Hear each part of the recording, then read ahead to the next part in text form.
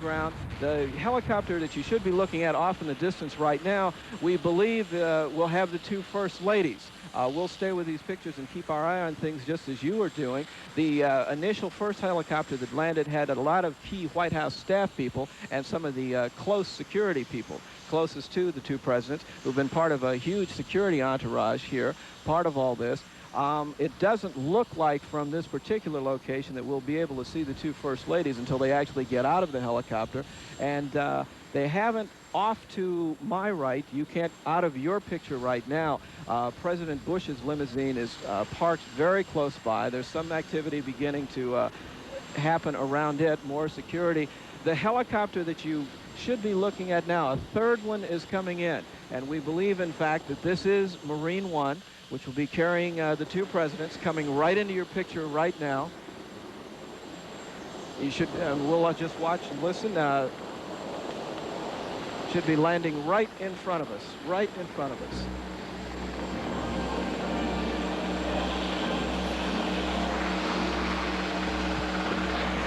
Hampton, when that last helicopter passed over the Nickerson Field, there was a big applause that went up from the students and the people here, and that led us to believe that perhaps that is the one carrying the two heads of state. We are getting blown away briefly once again here at Magazine Beach as the helicopter turns into position. I can see right now from where I'm sitting, I can see, looks like Chief of Staff John Sununu in the back of the helicopter. I see President Bush, as a matter of fact, in the near side window, sort of looking off in our direction.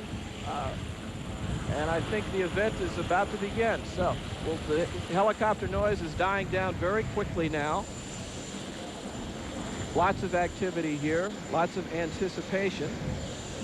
This location is just right across the river from Nickerson Field here at Boston University. And of course, the two presidents, when they get out of Marine One, will be taking a short motorcade route directly here, and both will be speaking today at the commencement exercise. Jack, I don't want to interrupt, but they're moving President Bush's presidential limousine right up to the helicopter right now. You should be looking at the picture directly in front of us, no more than about really 20 yards from where I'm standing. Some of the military aides and security people are coming off the back door of the helicopter. Keep your eye on the front door, and I think we should have some activity momentarily. I see President Bush just inside the doorway, and President Mitterrand. They are basically shaking hands with the crew. There is President Bush, and waving to the crowd here, right behind him, French President Francois Mitterrand, pausing very briefly. President Mitterrand is walking around to the near side of our limousine here. President Bush is already inside. A couple of security people sort of obscuring our view for the moment. They've got a thumbs up from the Secret Service. And I think we are going to have more or less wheels up from our location very shortly. We knew this when it all happened would happen very quickly. Some of the other Secret Service types running to their security vehicles now. All the motorcade is in place. You can imagine how strict the security is today with two heads of states. Security there at the landing location at Magazine Beach as the limo begins to pull away to make that very short 4 or 5 minute drive here to Nickerson Field. And there goes the two limousine carrying the two presidents. I think our Boston University presidential commitment is officially underway. Jack? All right, Hampton, thank you. We will, of course, monitor as they continue to drive here. They'll actually be coming to the athletic building, which is called Case Building, which is located right to our right, and then walking through the doors. And the actual commencement is expected to start at 11 o'clock. You can see the crowd that is here already and the graduates. That motorcade will be going down along the Charles River, Jack. You said it takes about 4 or 5 minutes to get here. It'll be interesting to see what kind of crowds will be forming along the route. It's a very brief route, and it's obviously been closed off because of security. Commonwealth Avenue has been shut down and has been shut down for some time and will remain shut down. They're also closing down parts of Storrow Drive and Memorial Drive. The exact route that the motorcade would take was kept secret. Of course, there's only a few streets that can be taken to get to Boston University. Secret Service agents all along the line. Of course, extreme security here at Nickerson Field. The views from the buildings, those of you familiar with the dormitory buildings which are adjacent to the field. They're going over the BU Bridge now, landmark here in the Boston-Cambridge area. All of the windows, the buildings have been swept.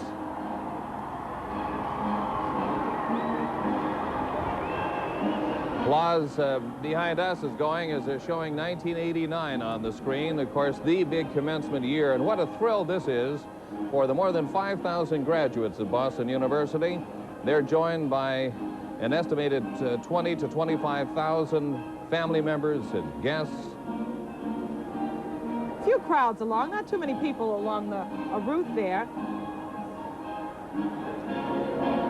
The motorcade, once they cross the BU Bridge to the Boston side, they'll turn right and head westbound down Commonwealth Avenue along the MBTA tracks, past several blocks to Babcock Street, where the motorcade will then turn right, as Jack mentioned earlier, down to BU's Case Athletic Center, next to Nickerson Field.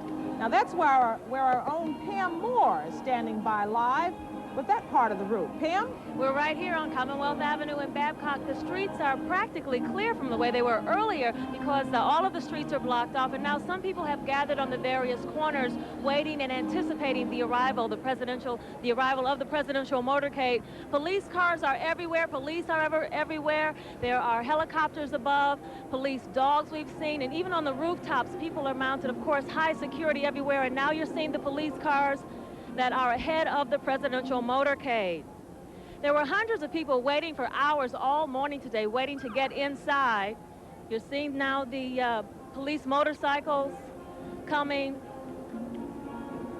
There are also some demonstrators who've been out here on a march from Kenmore Square to Nickerson Field. Protest demonstrators, about 200 of them from various organizations. And now you're seeing the motorcade actually coming west and about to turn on Babcock, carrying President Bush, Mrs. Bush, President Mitterrand, and his wife. A lot of excitement. There are still people gathered, as you can see them waving at the motorcade. All morning long, there were hours and hours, there were people lined up waiting to get inside. Of course, they had to go through metal detectors for security purposes. You're seeing now the motorcade turning on Babcock, going into the Nickerson Field area where all of the dignitaries will be gathering at the Case Athletic Center. That's the holding area for the dignitaries until it's time for them to actually enter the graduation ceremony. A number of limousines, the Secret Service vehicles. It took hours and hours to get all of the folks who will be attending this event into the Nickerson Field. But now most of them have entered, and now the special guests have entered, which means it's about time for the special graduation to begin. Back to you, Jack and Liz. All right, Pam, thank you. And you can see the crowds that are here now. Again, an estimated 30,000 people at the Boston University commencement exercises today, anticipating the arrival of both presidents. They'll actually be inside the Case Athletic Center for some time. The schedule today, as we take a look at those 5,000 plus graduates, will actually get underway at 11 o'clock, and we will hear an address by both President Bush and Francois Mitterrand.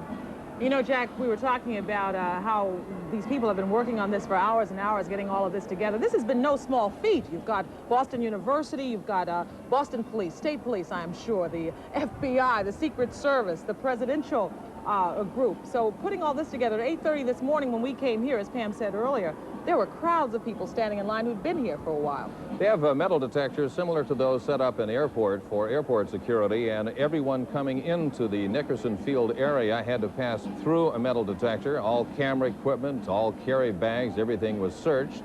As you can imagine, the security being tight, but everyone excited today and no complaints.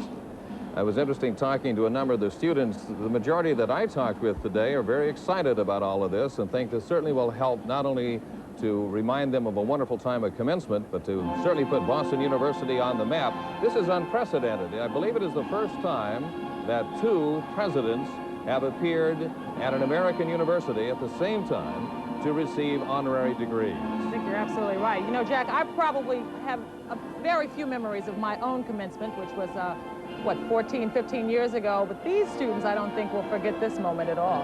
I can't remember who gave the address, to be honest with you, when I graduated from college. Of course, that was in another century. Well, another interesting aspect today, and by the way, we're going to have continuous coverage of this very important occasion. After the speeches are given today, then you will have an opportunity to hear a live news conference. It'll be starting, I believe, around 1 o'clock. And of course, with the turmoil going on in China, that has probably been one of the key topics of discussion. And I'm sure that a number of questions will be asked of both of the leaders, as well as the growing controversy over nuclear weapons in Europe. And so that's another aspect of this day that'll make it very fascinating, and a reason why so many members of the news media are here from all over the world. So the 116th commencement for Boston University certainly takes on an international flair. We will have more of our live coverage in just a moment. Stay with us.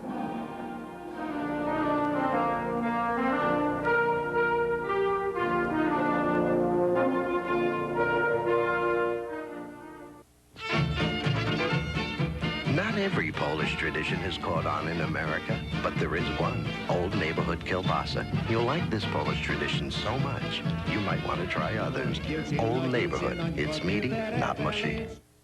As a postal worker, I've been chased by everything from basic mutts to purebred pedigrees. But this may be the first case of a mailman actually chasing a dog. Old Neighborhood hot dogs. Chase them down in your neighborhood. Cruising on a sunny afternoon. There's a special place not very far away where life is a little nicer and where every face has a special smile. In New Hampshire, you can do everything or nothing at all. This summer, plan to cruise New Hampshire. We're a lot closer than you might think. For a free summer vacation kit, call 1-800-453-9000. Can I talk to you for a minute? Did you know that the odds of becoming a winner in New Hampshire's instant sweeps are roughly 1 in 4? Sounds pretty good, doesn't it? With more lower-tier prizes and instant jackpots up to $10,000, playing the sweeps can be truly rewarding. Still interested? The way I see it, if you're a regular player, you can't miss. So what would you call someone who's smart enough to play the instant sweeps every day? I'd call him a lucky duck. Instant sweeps from the Granite States Lottery. The luck starts here. Thank you. Your support and donations have made the Family Inn a reality. This home away from home is providing lodging and emotional support for those families whose loved ones await a life-saving organ transplant. The Family Inn is open because you took the time to care. Please continue your support. Your donations will allow us to provide the necessary care for these families who are experiencing a great deal of emotional stress. Call the Family Inn at 566-3430.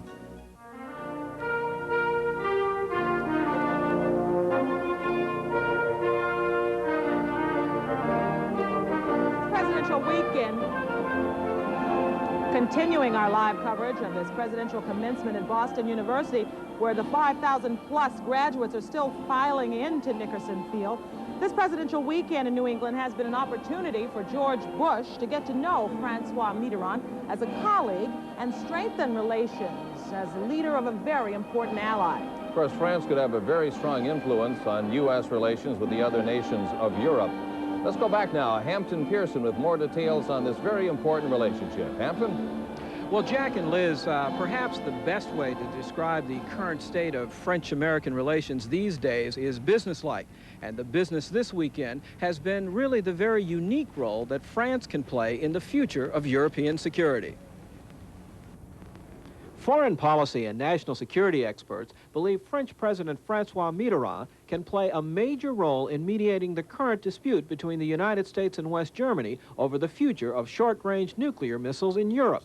Robert Falsgraf directs the Institute for Foreign Policy Analysis. The French interest today in Europe is to ensure that Germany, that is the Federal Republic of Germany, does not turn neutralist.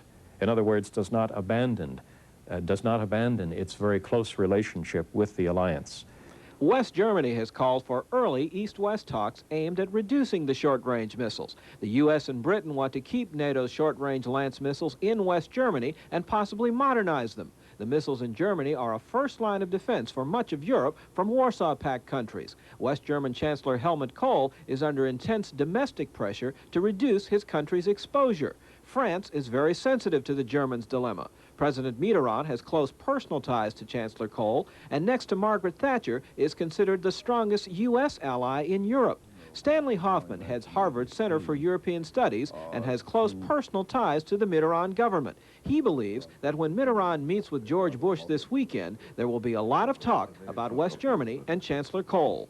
I think there is a deep French belief that the best way of preventing West Germany from drifting away from NATO or too far to the east, if you like, is to show a great deal of understanding for Kohl's problems. What can he say to George Bush about the sensitivity of the Kohl position? Well, he can say to Mr. Bush something which a number of other people must have tried to explain to him and to Jim Baker, which is, okay, you push the Germans too hard, which means the fall of the Kohl government, and then you get a government, you get new elections, and you get a coalition of Social Democrats and Greens who are going to be much more difficult partners than the coalition that is in power in Germany at present. Is that really what you want?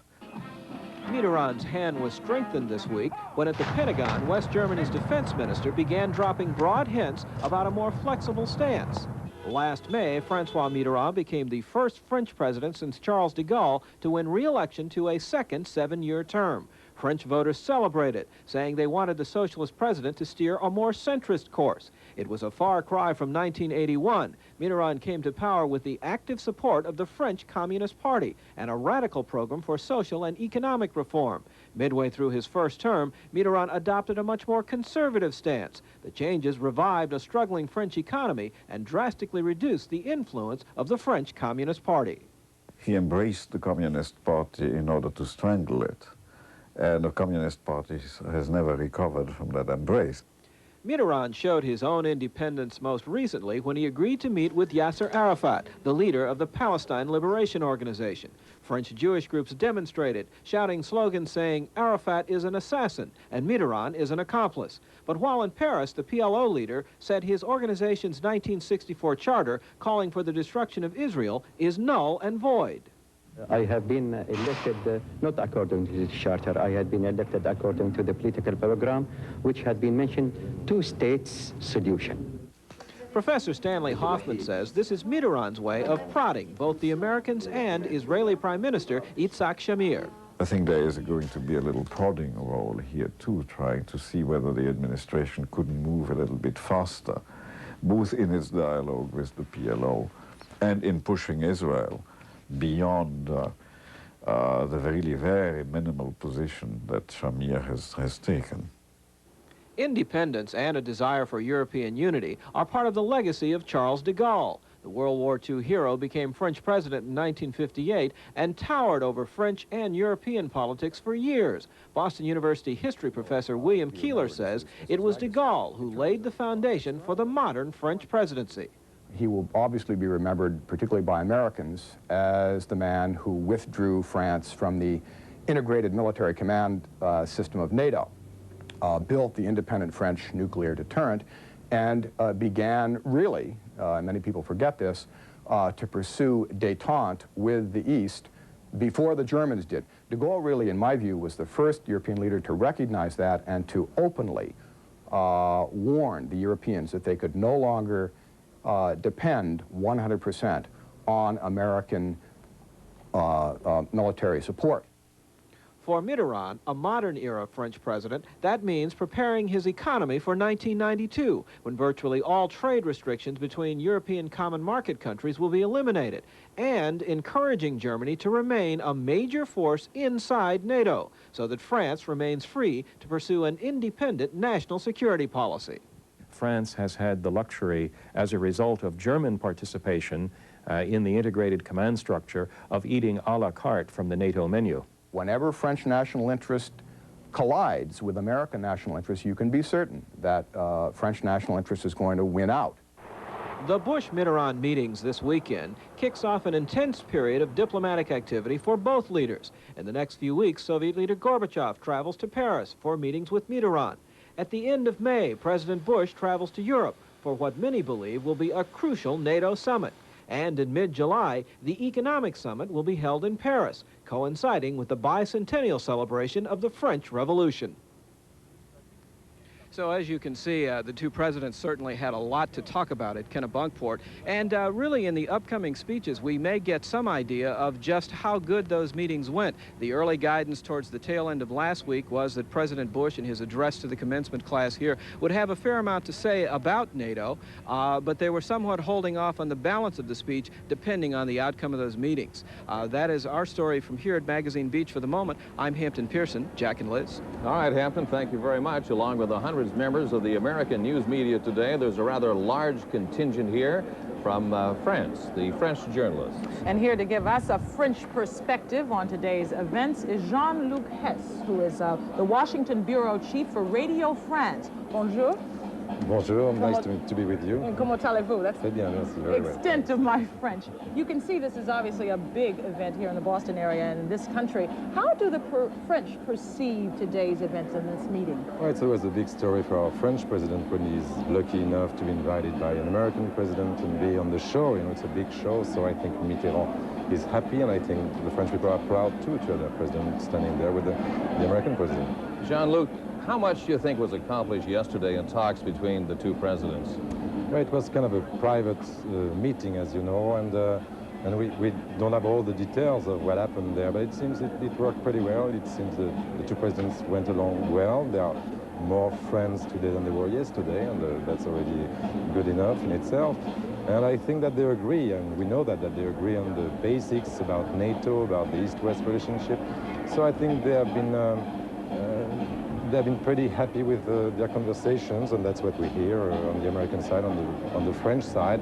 And I think also that George Bush must be very happy that François Mitterrand made this political gift to him, endorsing the American position about NATO, and it is going to be very important in the negotiation coming about the short-range nuclear missiles, and of course for the next meeting for NATO at the end of May.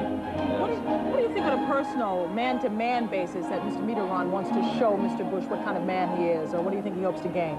Well, it's interesting because they are two very different men, as you can see physically. I don't think they are the same kind of characters. Mr. Mitterrand sometimes is a little bit aloof, and he's not as easygoing as George Bush, let's say. So I don't know how they got along together. It seems they get along well. Plus, I think they have the same interest in this story, so they have to get along well.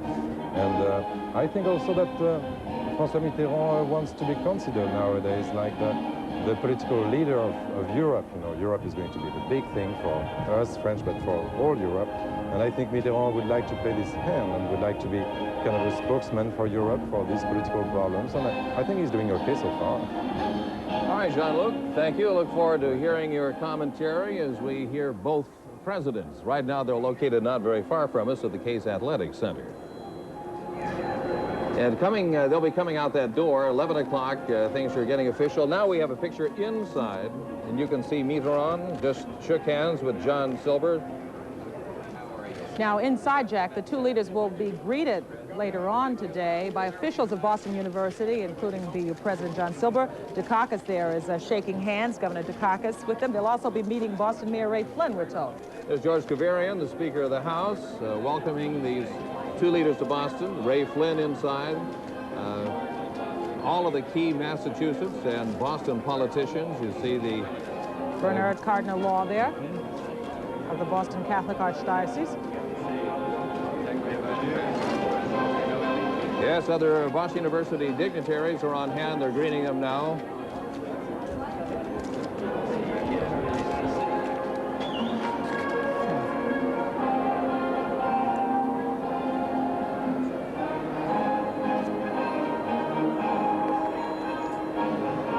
This is inside the Case Center. Mitterrand will, of course, be meeting with local and the French dignitaries, which is taking place now. After that, the president will meet with the Prime Minister, Mohammed of Malaysia, whose son is graduating from Boston University today.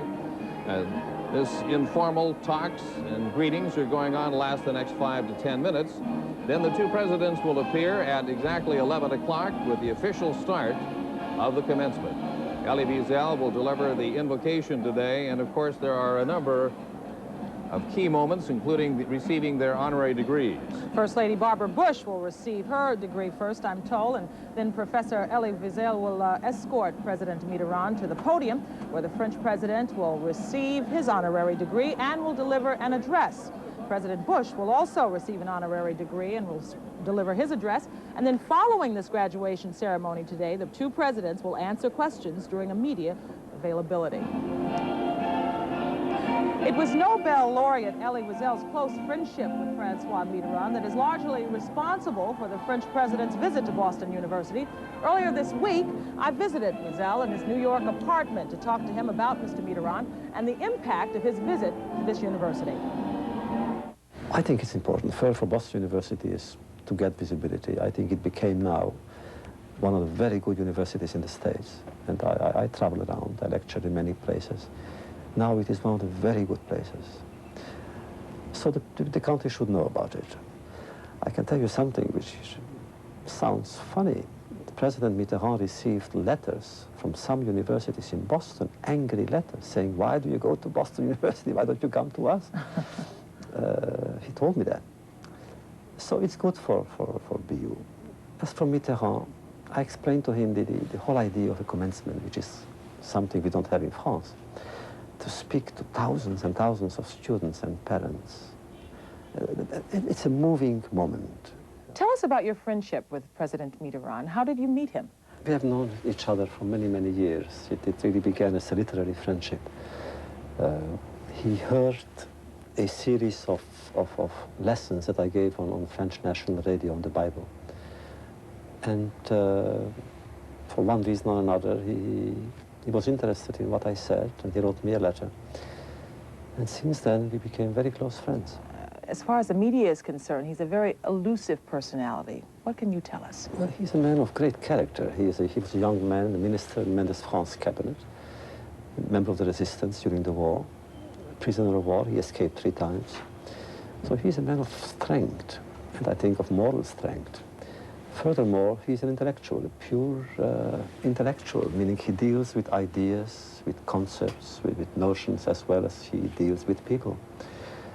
I know that now, because he's a president, he's somehow hidden by the office, hidden by the mask. And every public figure, especially on that level, has a mask or a series of masks.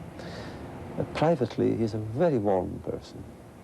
Outgoing, simple, not simplistic, but simple, asking questions about your life or mine, and extremely curious, intellectually curious, always eager to know. What were your feelings when Mr. Mitterrand met with Arafat? Oh, Liz, I was not for it, I was rather against it. To be received at the Élysée is a great honor, and I wasn't sure that Arafat deserved that honor.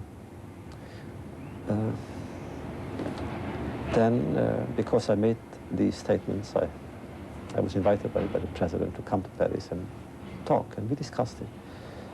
And I came back sad because it happened.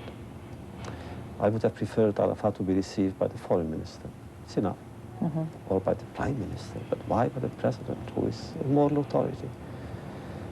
So we had a long, long eye-to-eye talk, heart-to-heart talk about it. I still believe it was a mistake. I also believe that Mitterrand is a friend of the Jewish people. He remains a friend of Israel. His intentions were good. He felt that he could help the situation. And it'll be interesting to see what the reaction to those discussions on Arafat will be today, Jack. The big moment is about here. The commencement exercises are about to begin, and our live continuing coverage will continue in just a moment.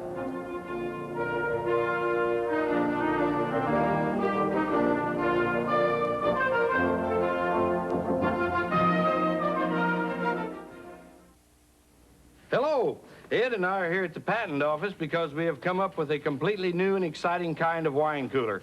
And here it is, Bartles & James Premium Blush. Ed says its dry but refreshing taste is so unique, it should be patented. As you can see, the line is rather long right now, but we hope that Bartles & James Premium Blush will soon take its place alongside sliced bread and the pre-knotted necktie. Meanwhile, thanks for your support.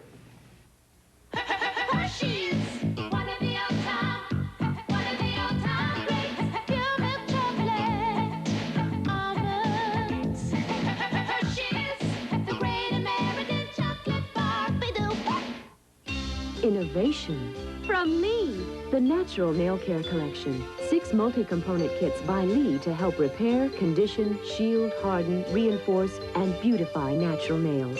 From Lee, the Natural Nail Care Collection.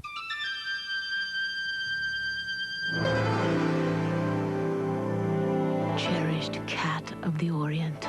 Once you guarded sacred shrines. Finally, a food worthy of your heritage. Sheba. Tender morsels of fine meats especially selected for extraordinary taste. Sheba. To be served by people who continue to cherish the cat.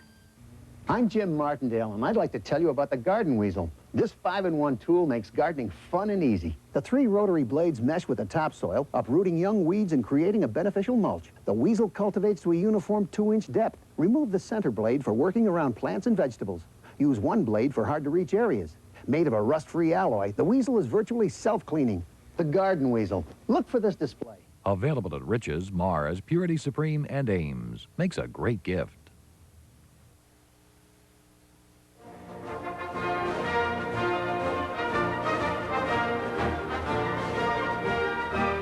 Live from Boston University, President George Bush and French President Francois Mitterrand, a presidential commencement.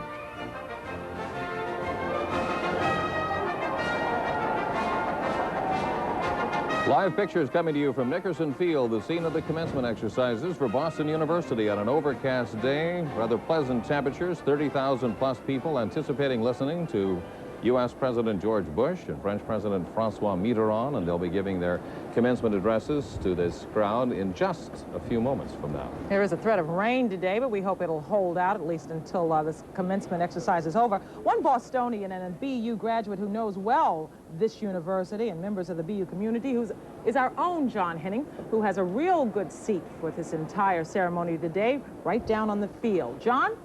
All right, Liz, I'm in the middle of the CLA graduates from Boston University. This is an all-university graduation today. The 15 schools and colleges had their own. 5,220 students here going to receive degrees today from Boston University.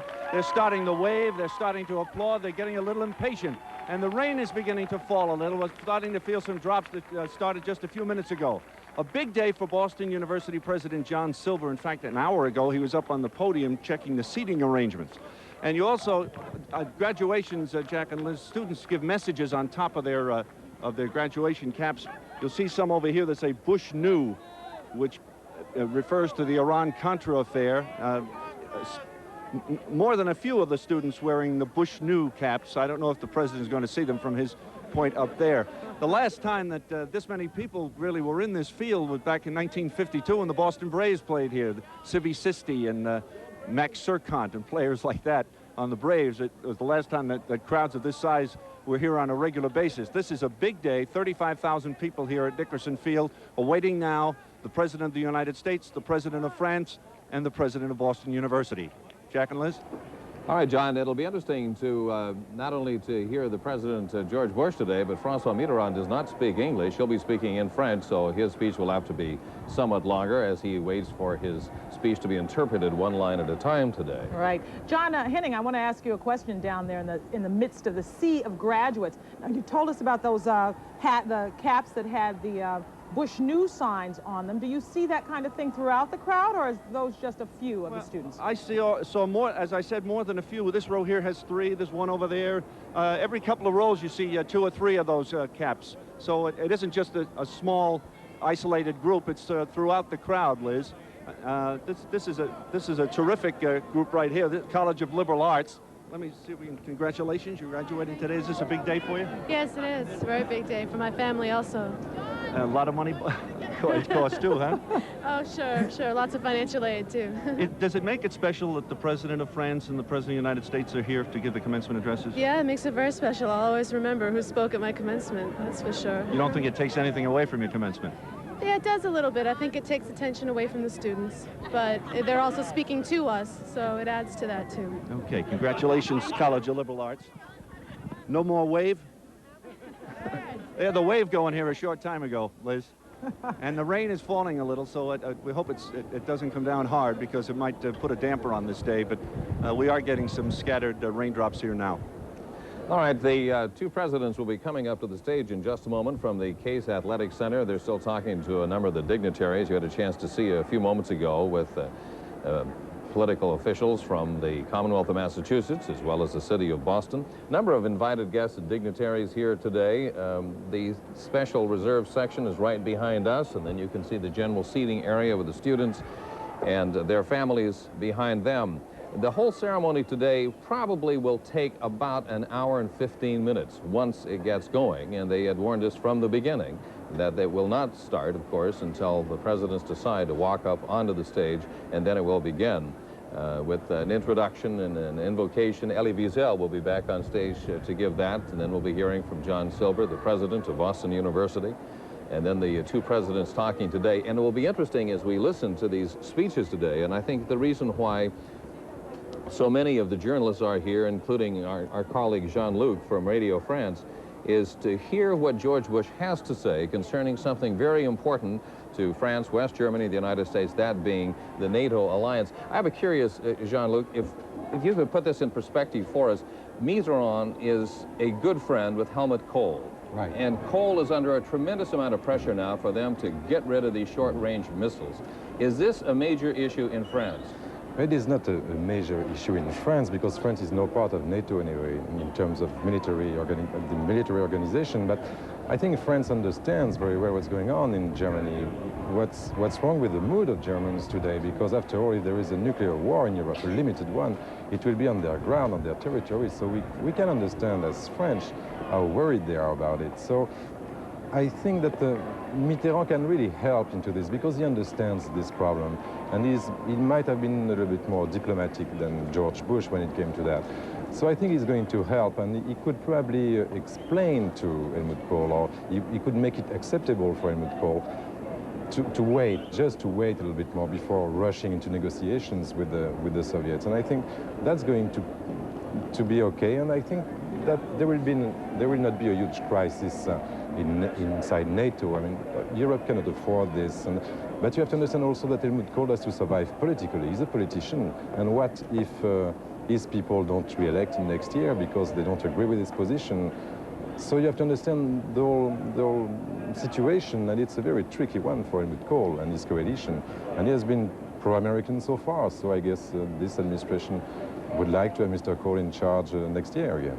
Waiting, is that the biggest part of this compromise position that everybody's talking about, the compromise that Mr. Mitterrand is trying to work out here? Yeah, and it makes sense. The American point of view makes sense. The French point of view, which is the same, makes sense too. Because after all, why would we unilaterally disarm, and why would we rush into something? Let's wait and see what Gorbachev can deliver. We know what he wants to propose, but so far we don't know yet what he wants to deliver. And the deterrence, nuclear deterrence, as bad as it looks, made the whole continent safe for 40 years. So let's wait and see. After all, there is no big reason why we should rush into modernization, for instance, which is the difference between France and the US. The US wants to modernize right now. The French say, well, let's wait. We have till 1992 before these weapons become obsolete. So why not wait? And politically, it's sound too, because maybe Mitterrand might help the Germans to understand. He did that already in 1983 when he went to the Bundestag, their parliament, and talked to them and said in a speech, very useful speech, he said, well, listen, you have to take these Pershing missiles on your territory. It might not be very palatable for you, but it makes sense for the alliance. And they did it, and it worked, as you know. Soviet leader Gorbachev will be going to Paris and will be meeting with Mitterrand very soon. This man has captured, of course, much of the world's imagination. How popular is Gorbachev in France? You know, I live in Washington, D.C. So what do you hear about it? I guess he's very popular. how could it be different? I mean, this guy has to be popular because he's bringing something new, and Europeans are a little bit fed up with the old rhetoric, and they are very concerned because, you know, Strasbourg is 500 miles away from the Soviet army, so we might be concerned, and we should be concerned. So when a guy comes up with new ideas and fresh ideas, and he's talking about peace, why not listen to him? It makes sense. How do the French view George Bush, on the other hand? Do you think they have an idea of what kind of leader he is? He's only been in for slightly over 100 days. We don't have an idea yet, and we'd like to have an idea. This president is likable, but he will have to deliver too, because so far he's standing still, and Gorbachev is doing a very good job in terms of public relations, and he's promoting ideas, and this administration is very still, and it will have to move. It will have to move the ball also, because Gorbachev might be fed up too to propose things and to receive no answer. And so I think the French are a little bit concerned by that. On the other hand, they understand that Bush has to be cautious, and it's a big deal, it's a big story. I mean, it's peace or war in Europe or all over the world. Jean-Luc, thank you. We'll be back with more of our coverage. The two presidents will be starting off the commencement exercises in just a few moments.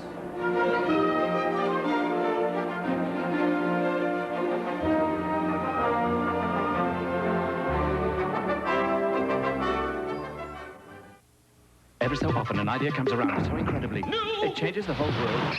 Oh, okay, not the whole world, but it certainly changes your whole mouth because it's incredibly cheesy. It's a new cheese trio, and it's three.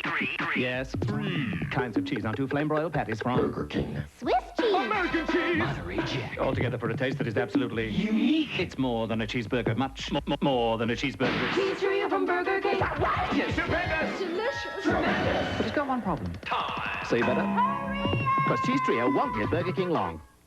I'm Jim Martindale, and I'd like to tell you about the garden weasel. This 5-in-1 tool makes gardening fun and easy. The 3 rotary blades mesh with the topsoil, uprooting young weeds and creating a beneficial mulch. The weasel cultivates to a uniform 2-inch depth. Remove the center blade for working around plants and vegetables. Use 1 blade for hard-to-reach areas. Made of a rust-free alloy, the weasel is virtually self-cleaning.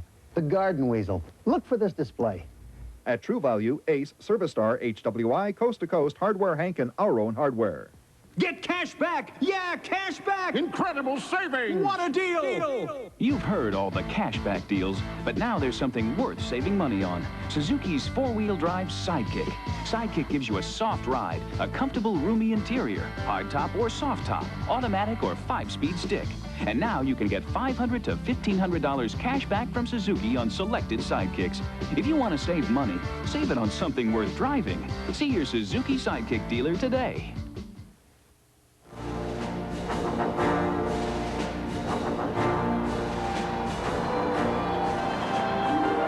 Welcome back to our live coverage as President George Bush and his wife Barbara Bush, along with the President of France, Francois Mitterrand, walk out now onto the field and prepare to go up onto the stage before the 30,000 gathered for the commencement exercises at Boston University. The cheers of the crowd coming up. Looking forward to this day, a relaxed George Bush. The helicopter landed right on schedule, 10:30 right across the river. Short motorcade route here to Boston University, meeting with local dignitaries and politicians. Moments before, the president of Boston University, Dr. John Silver, led a number of dignitaries, including Governor Dukakis, onto the podium, into the stage area.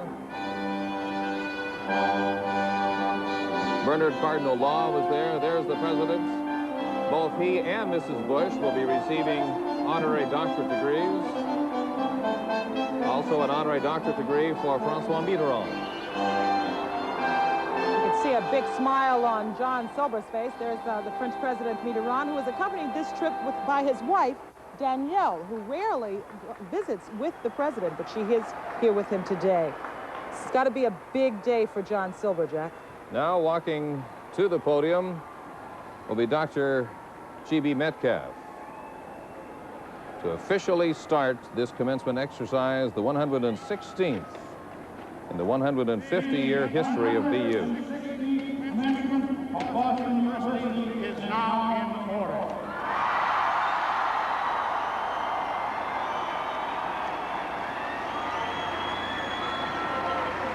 Will you please remain standing for the national anthems of France and the United States, which will be led by Nancy Joking, an alumna of Boston University School for the Arts. Please stand.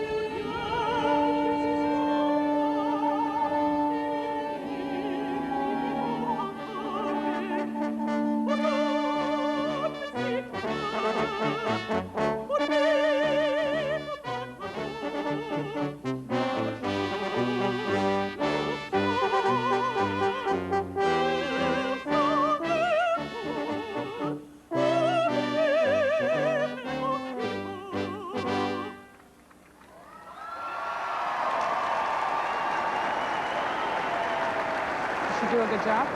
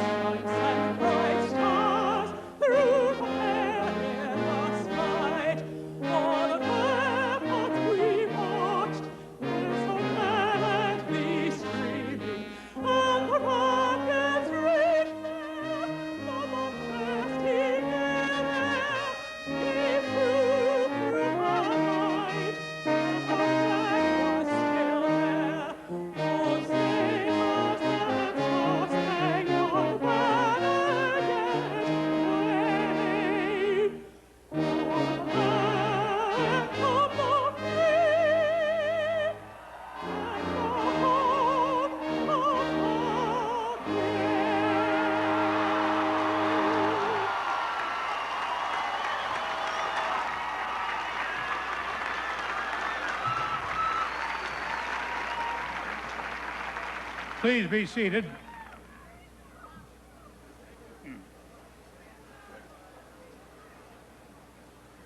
On this historic occasion in Boston University's sesquicentennial year, on behalf of the Board of Trustees, I welcome our distinguished guests, the President of the French Republic, Franz Mitterrand, and Madame Mitterrand,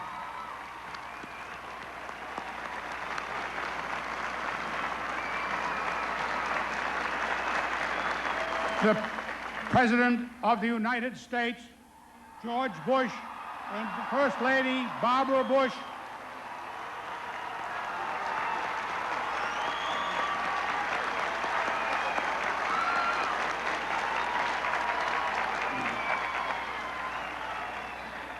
the Prime Minister of Malaysia, Dr. Mahathir,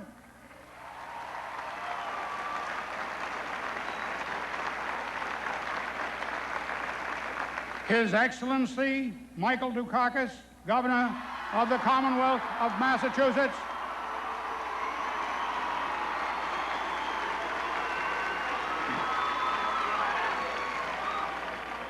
the invocation will be delivered by Professor Elie Wiesel,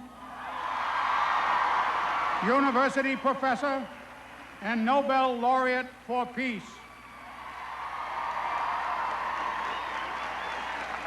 Thereafter, President John Silver will preside over the ceremonies.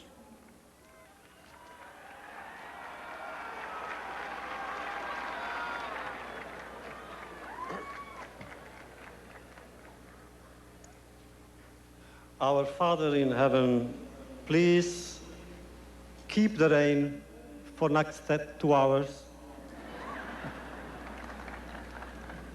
God of Abraham, help us when we need help. Dieu d'Abraham, viens au secours des hommes quand les hommes ont besoin de secours. God of Isaac, be with us when we are alone. Dieu d'Isaac, sois avec nous quand les hommes sont seuls. God of Jacob, listen to our prayer when we feel betrayed by the complicity of silence. Dieu de Jacob, reçois nos prières quand c'est le silence qui nous trahit. What brings us together today, students and teachers, parents and children, and our distinguished guests from Washington and Paris and scores of other cities, is the desire to celebrate learning and exalt its virtues. As you, graduating students, leave one another, may we, your teachers, ask you to remember the mysterious weight of gratitude. Gratitude towards your parents for their love and sacrifice, towards your teachers for their generosity,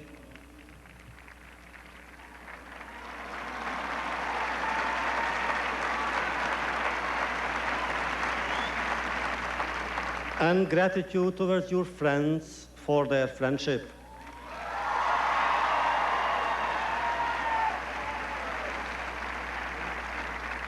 May we also tell you of our hope. May your quest for knowledge become a passion for justice. May your newly acquired authority to speak move you to speak for victims of malediction and misfortune. Power is to be shared, not imposed. Freedom must be extolled, not ridiculed. Education must be used for humanity, not against it.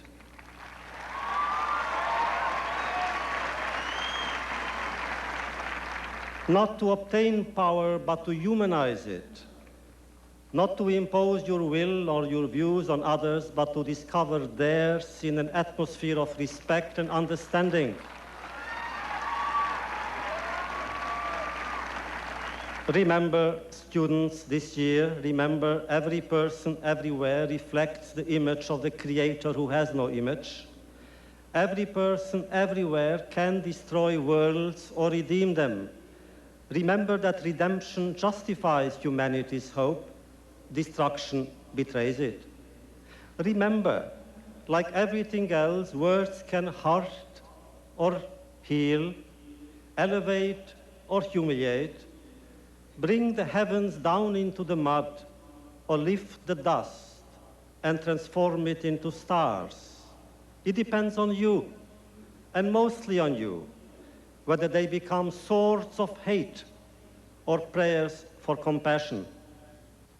May you, graduating students, and some of you are my friends, may you, through your work and life, justify the faith that we, your elders, have placed in you, for you are our future.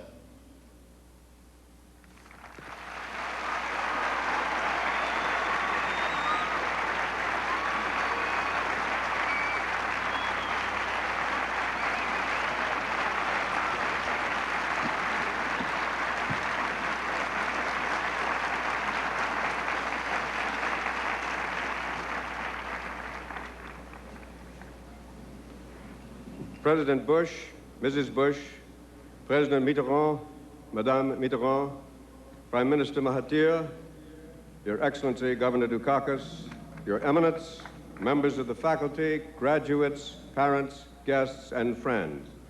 Welcome to the sesquicentennial commencement of Boston University.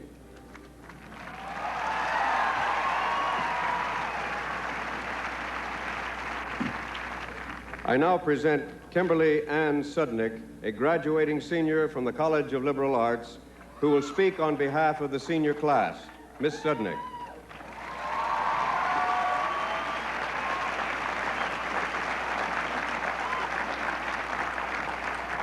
Thank you, President Silver. I'm sharing this special day with you today because 4 years ago, I took a risk. My family didn't want me to venture to a city school, but I knew that I needed to learn and grow in ways that would have been impossible close to home. What's easy and safe is not necessarily best. I'm not sure why I knew that years ago, but I'm sure now that I was right. And it was Boston University that taught me this lesson well. The quality of education here is excellent, but by that, I don't mean simply that the course catalog is large and diverse. There's more to a good education than a course catalog or even the content of a course. Essential to a good education is challenge. Our professors have tried to do more than convey information. They were trying to teach us to think critically, to explore, in short, to take risks with ideas.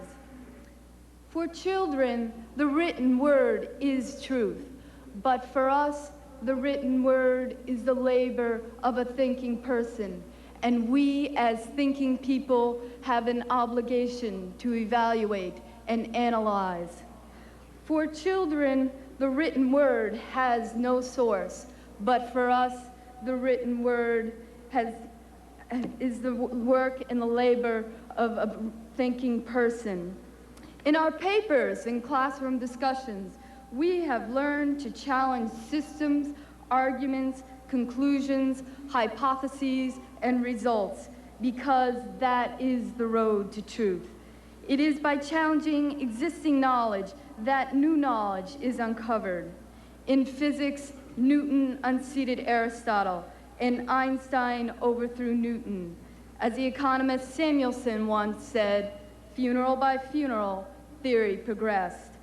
Critical thinking involves risk, and it's hard at first to take a chance. My freshman psychology course, the professor started each class with a question period, and he would not begin his lecture until at least one substantive question was asked.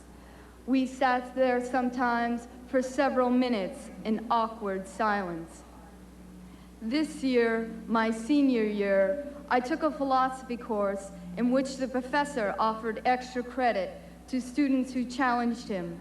I'm happy to say that a great deal of extra credit was awarded. As I see it now, the classroom experience was good preparation for what's to come, for critical thinking and risk-taking are fundamental to success in life. When you search for your first job, you have to take risks and think quickly, and your first good job will be the first one that challenges you. The real contributions that you make, whether as teachers or therapists or engineers, will come from the risks that you take. Creativity in the arts, invention and innovation in business and industry, discoveries in the laboratory, all are the result of taking risks with ideas.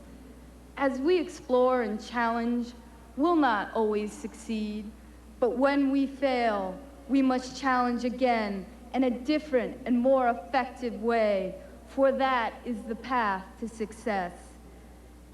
The eminent philosopher and psychologist William James once said, "It is only by risking our persons from one hour to another that we live at all." Fellow graduates, take risks, think, challenge, for then you will live and live well. Thank you.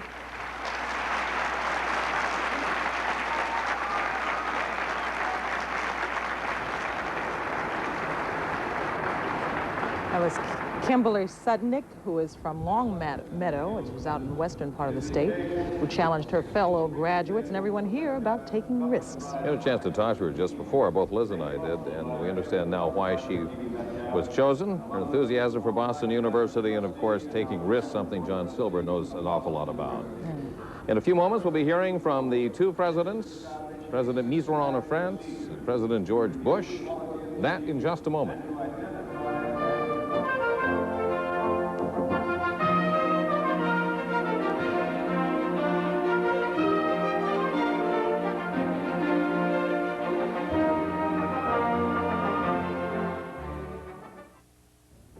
Why is Lamoureux Ford your best buy for your money? Because we offer the best overall value with a service plan that works. We're not the biggest, but we have a full selection of new and used cars, trucks, and vans. If we don't have the vehicle that fits you, we'll locate you one within 48 hours. Our service personnel are dedicated to keeping your driving a pleasure using state-of-the-art technology. Lamoureux, the home of the affordable Ford, now and for the life of your car. 5, 6, 7, and come on, you can do it. 6, 7, again. 6, 7, 8. After making it on Broadway, some of the finest entertainers around go off-Broadway. They appear on the pleasure ships of Norwegian Cruise Line. No other cruise line offers such entertainment. Norwegian Cruise Line, the best vacation you've ever had. Plus, they're coming by train. They're coming by truck to the Mazda Gallery on Route 1 Norway. The sale continues for 2 more weeks. Mazda Motors shipped over 219 models. Every car must be sold in 2 weeks. When they're gone, they're gone. Don't miss this once-in-a-lifetime sale. Tremendous savings on 323s, MX-6s, 626s, 929s, MPVs, and trucks. Don't miss the car event of the year at Mazda Gallery, Route 1 in Norway. President Bush visits Boston. Live coverage begins Sunday morning.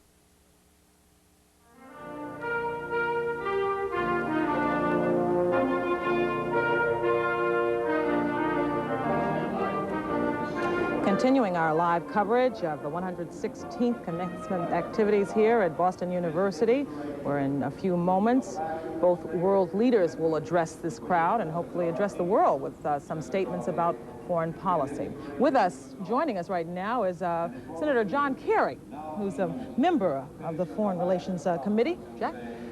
Senator, of course, this is a very important time for these two world leaders because of a couple of things. China going on now with a lot of interest and this amazing scenes coming out of China. And secondly, this growing rift among NATO nations over this short-range nuclear weapons. What do you anticipate George Bush will be talking about today? Well, unfortunately, I've read the speech, so I'm speaking more than from anticipation, but he's clearly reaffirming the importance of NATO. I think that for those who thought this was going to be a major statement about NATO and where we're going in terms of the Helmut Kohl tensions right now, they're going to be disappointed. It is not that kind of speech. It's rather general and a generic affirmation, if you will, of the NATO alliance. We clearly have some very big issues at stake there, and I think many people had hoped the president would address them more broadly. Do you think that the air of compromise is going to be addressed in his speech? Is that what we're going for? Yes, it is. I think he does make some important statements. I'm not sure it's fair for me to comment at this point in time, but there is a lessening, if you will, of the rhetoric we've heard in the past week regarding Gorbachev, and I think an affirmation of the need to move forward with what Gorbachev is doing, test his current initiatives, and obviously there is some warning about the imminence of the emergence of the 1992 common market. Gorbachev has been stealing a lot of the headlines and continues to be rather adept at that. I'm curious to think, in your opinion, how strong is the Western alliance now compared to years past, since we're coming up on the 40th anniversary of NATO? How serious is this rift that it seems to be growing over the short-range nuclear weapons? The rift is serious, but the alliance is strong. And that's not contradictory. There have always been tensions in the alliance in Europe. Charles de Gaulle withdrew from the military aspects, but not from the pact itself. There's always been a dynamic there. Great Britain has never been viewed as a full partner, if you will, in the European community, going back to the emergence of NATO at the end of World War II, when Roosevelt and Churchill really carved out the agreements. The Europeans, the continent, always had a suspicion of what England and America had worked out between them. So this is a long-standing dynamic, and what you're really seeing is Helmut Kohl responding to very real political pressures in Germany, mixed with those prolonged tensions. My sense is that, and the President will affirm the basic commitment to NATO. It is strong. We clearly will maintain troops there. We clearly understand that the change in the Soviet Union may be transitory. You have to test it. You can't rely on the unilateral moves of Gorbachev. So there's a healthy questioning, if you will, and I look forward to hearing what President Mitterrand says, because I think the French view on this has always been very realistic and important. You talked about Mr. Kohl's reacting to pressure domestically in his country. President Bush, so far, how do you assess his taking a stand on foreign policy? He made a major speech in Texas last week. Is there vision? Have you seen what you would hope to see from President Bush? Not as completely as I think many people feel ought to be forthcoming. I mean, the viewers ought to judge this speech here before I make comments about it, but it's my sense that the President still has to define his vision of the world. He will use a sentence in his speech about Europe emerging since the post-war 45 period into, quote, something different. But then he doesn't really go on to define what that difference perhaps ought to be in the context of American interests and even of the free world.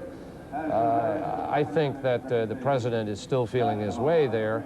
There is a review going on in Washington. We hear that the product of that review will be forthcoming. But frankly, most of us had anticipated that the first product of that review was going to be forthcoming here today.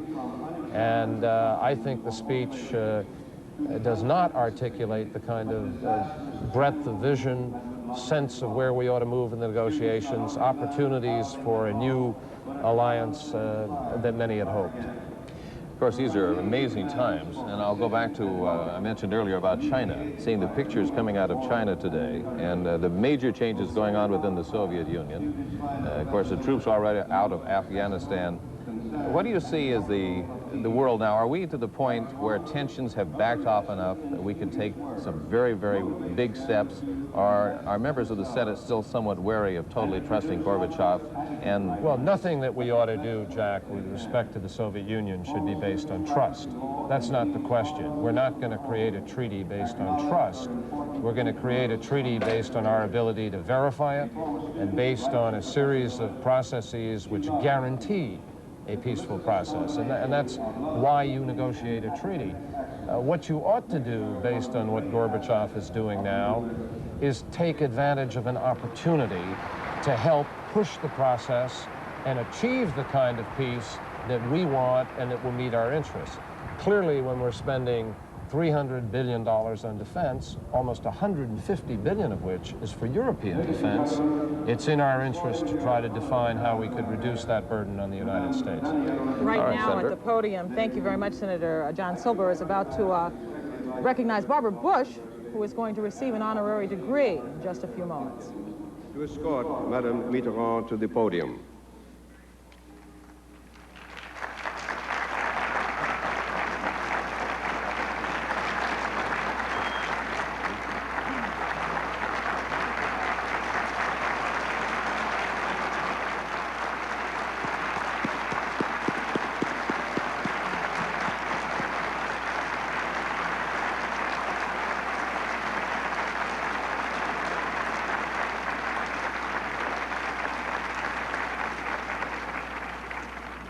This year, as all of you know, is the 150th anniversary of Boston University's founding, our sesquicentenary.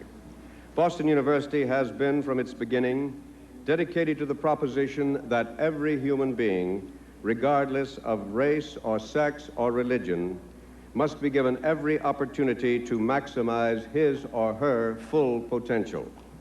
This has also been the guiding principle in Madame Mitterrand's life. As a young woman, she risked imprisonment and death to defend human liberty as a fighter in the Maquis, the French resistance to the unspeakable inhumanity of the Nazis.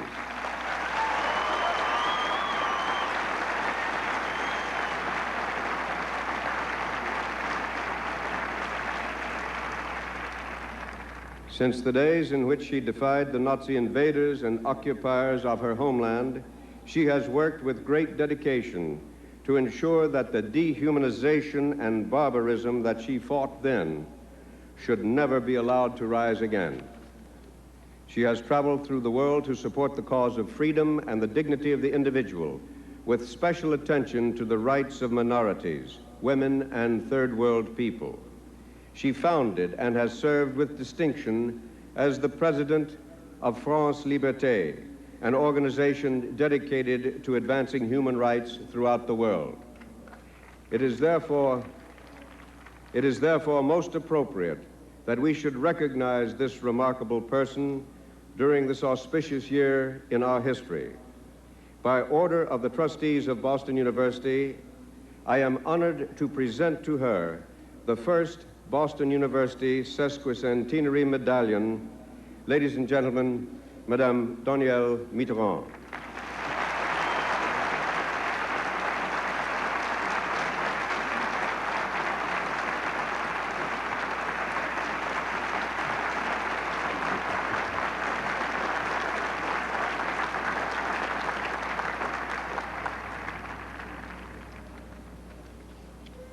We will now present candidates for honorary degrees. Will Trustee Esther Kahn escort our honored guest to the podium?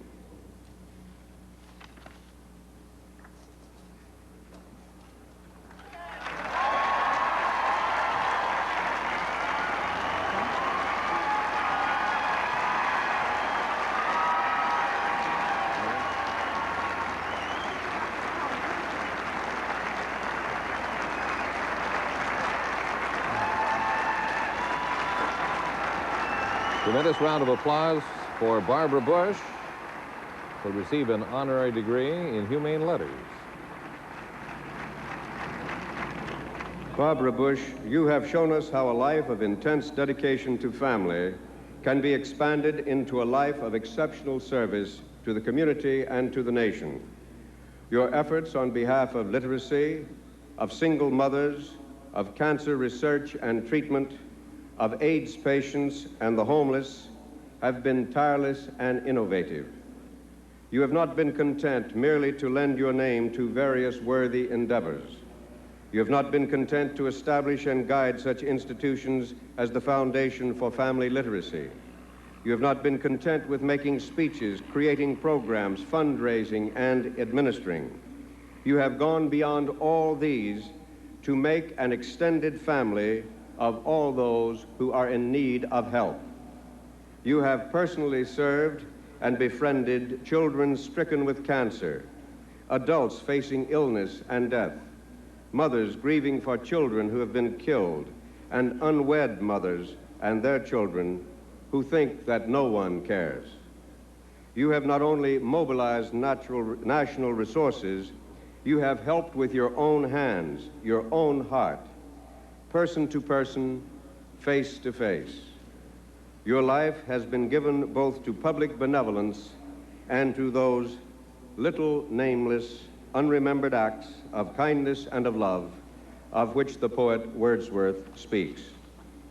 In all you have done, there has been graciousness, warmth, candor, wit, and dignity. You have been yourself. You remind us by your daily example that the only style worth anything is the style that reveals the substance. And you are still yourself in your new home at 1600 Pennsylvania Avenue, not only First Lady, but First Mother. Your compassion and your concern for family have endeared you to all of us. Boston University is proud to confer upon you the degree Doctor of Humane Letters, honoris causa.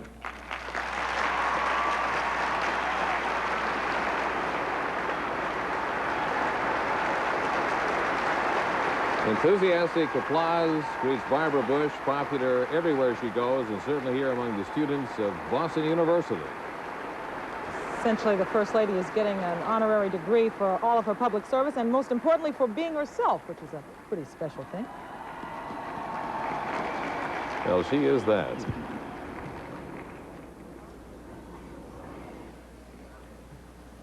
Will Professor Elie Wiesel escort our honored guest to the podium?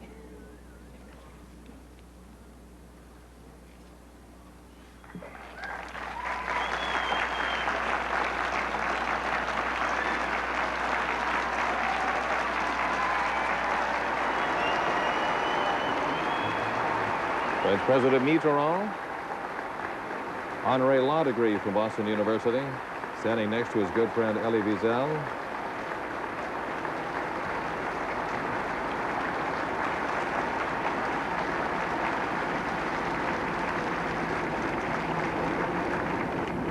Francois Mitterrand, 2 centuries ago, in the same week in spring, the American Revolution ended with the inauguration of George Washington, and the French Revolution began with the convening of the Estates General.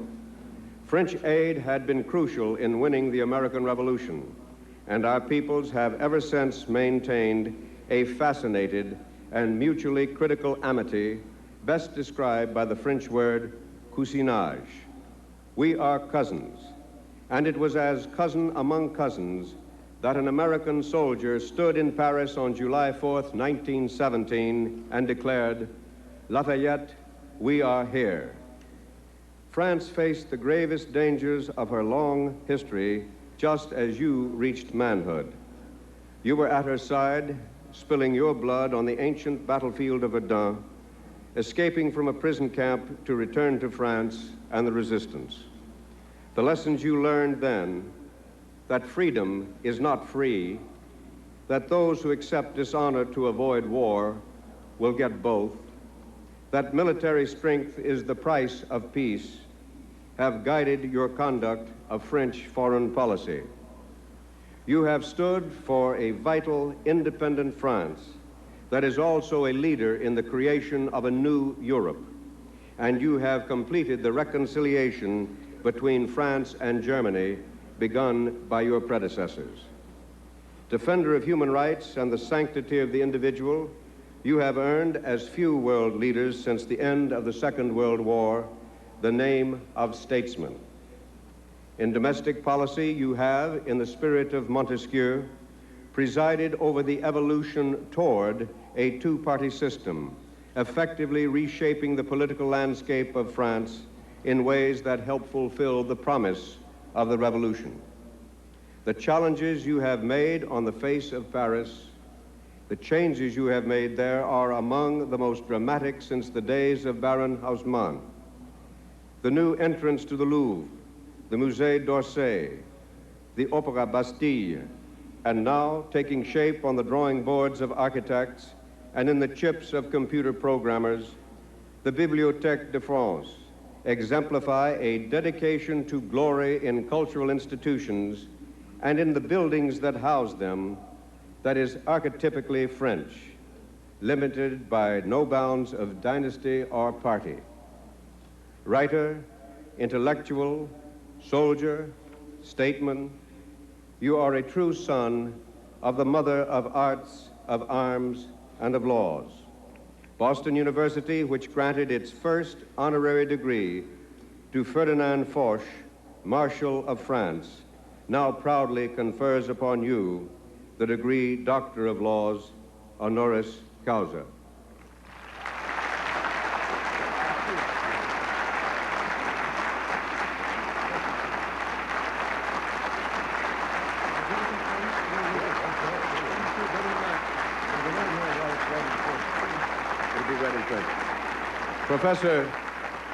Professor Wiesel will now read the citation in French.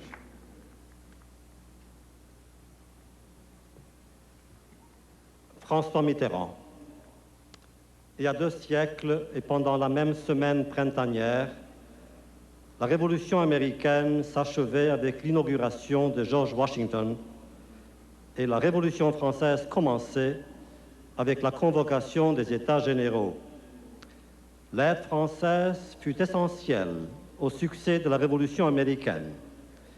Et depuis cette conjoncture historique, nos deux peuples ont maintenu une amitié à la fois captivante et mutuellement exigeante, non loin de ce qu'on appelle le cousinage.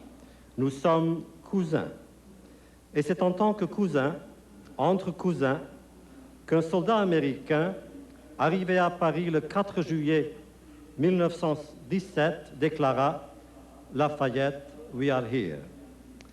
Au moment où vous arriviez à l'âge d'homme, Monsieur le Président de la République française, la France affrontait le défi le plus grave de sa longue histoire. Pour la France, vous avez versé votre sang à Verdun et vous vous êtes évadé plus d'une fois d'un camp de prisonniers de guerre en Allemagne pour vous joindre à la résistance.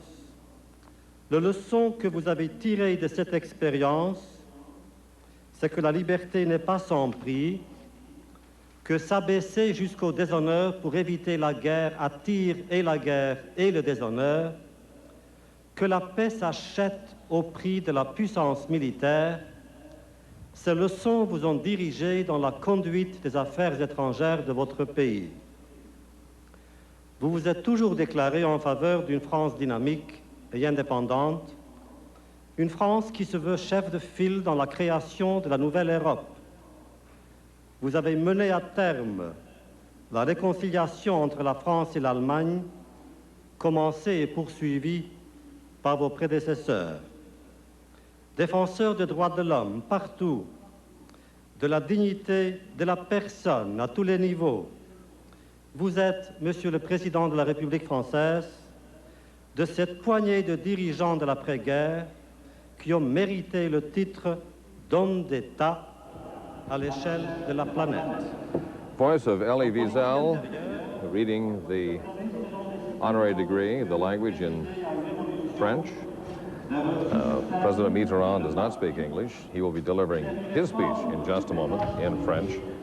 Jean-Luc Hess, who is our guest commentator here from Radio France. What do you anticipate hearing from the French president today? Well, it's probably the same line of thought that George Bush is going to give us pretty soon, that Europe is changing, but the world might be changing all around Europe, but we have to be very careful, extra careful. And I really understand it from Mitterrand, as we are saying right now. Mitterrand has known what war exactly is all about. I mean, he has been a prisoner of war, he has been in the resistance. So it's pretty much still in the mind of the French people. And in every French president since the war, I mean, since de Gaulle came to power, it's very obvious that it's a very important question, that security is nothing to... We have to take it very seriously. That's why we have our own national deterrence forces. And I guess Mitterrand is going to say something in that line, that Glasnost is very welcome, that we have to talk to everyone, we have to get closer to our old enemies, but we have also to keep watch on what's going on, and words and hope is not enough to deter us from deterrence. The French certainly have an interesting position with being friends and allies with the United States and still having a relationship sort of with Russia. Is there any risk for Mitterrand in what goes out from this meeting today? Well, in the French psyche, there might be a risk, because remember de Gaulle, how he was running high in this love-hate relationship with the United States. Times have changed, and I guess now it's okay. But still, I think the concept of independence is very important for French people. Now, President Mitterrand will be going to the podium to give his speech. Monsieur le Président des États-Unis d'Amérique, Monsieur le Président de l'Université de Boston, Mesdames et Messieurs, Mesdemoiselles, Messieurs, les étudiants qui sont ainsi devant moi, je vous dirai, pour commencer, que j'éprouve plaisir et fierté à me trouver ce matin devant vous, dans cette grande et belle université, et pour une cérémonie à laquelle Monsieur le Président des États-Unis et Madame Bush, dont à quelques lieues d'ici j'ai pu goûter l'hospitalité familiale, ont bien voulu s'associer.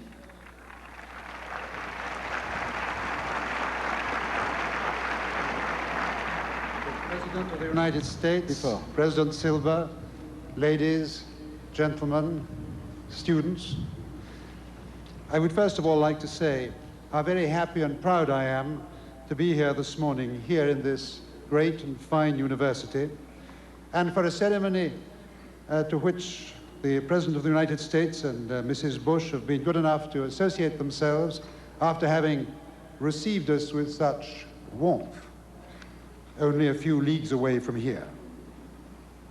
Je remercie l'Université de Boston de l'honneur qu'elle me fait en me décernant son doctorat honoris causa. En ce 150e anniversaire de votre fondation, comme en ce bicentenaire de notre Révolution française, j'y vois un double signe, celui du savoir et de la liberté, et n'est-ce pas un troisième signe, celui de l'amitié, qui me vaut d'être accueilli en ces lieux par notre cher Elie Wiesel. I would like to thank Boston University for the honor bestowed upon me today in awarding me the honorary degree honoris causa. This is the 150th anniversary of your foundation and also the bicentennial of our French Revolution.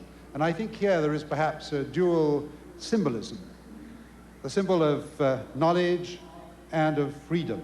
And there is perhaps a third one, which is friendship, the friendship of being welcomed here today by our dear friend Elie Wiesel. Du Collège de théologie, fondé en 1839, jusqu'à l'université moderne d'aujourd'hui, du premier doctorat obtenu dans ces murs par une femme, jusqu'aux nombreuses étudiantes ici rassemblées, on mesure le chemin parcouru au service d'une noble ambition éducative, tandis que la ville de Boston, parmi tant d'autres privilèges, s'affirme désormais comme l'un des principaux centres universitaires du monde. Now, from the College of Theology, founded in 1839, to the modern university that you have here today, from the first doctorate awarded to a woman, to the many women students present here today, one can measure the path that has been followed in this great and noble educational ambition. But at the same time, the city of Boston, privileged among so many others, is now, I think one can say, one of the main university centers of the world.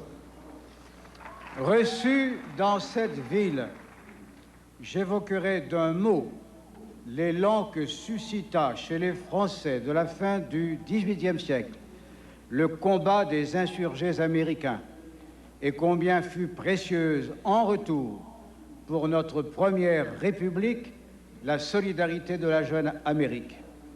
De part et d'autre de l'Atlantique, prenait corps un idéal qu'exprimèrent avec bonheur nos déclarations respectives des droits de l'homme.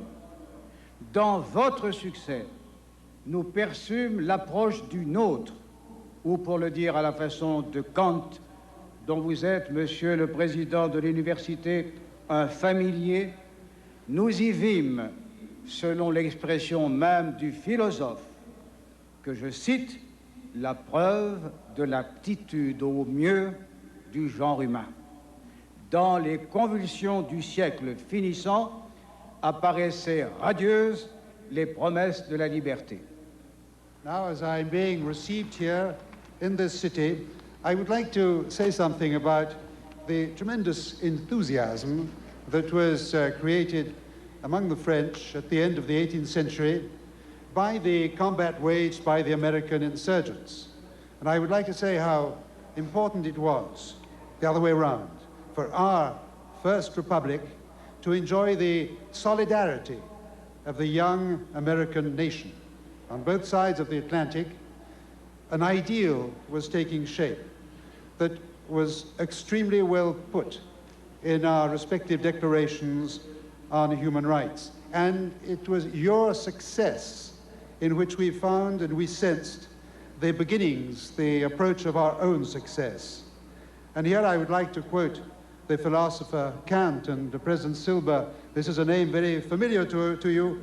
And he said that there is proof here of the propensity for improvement of the human race.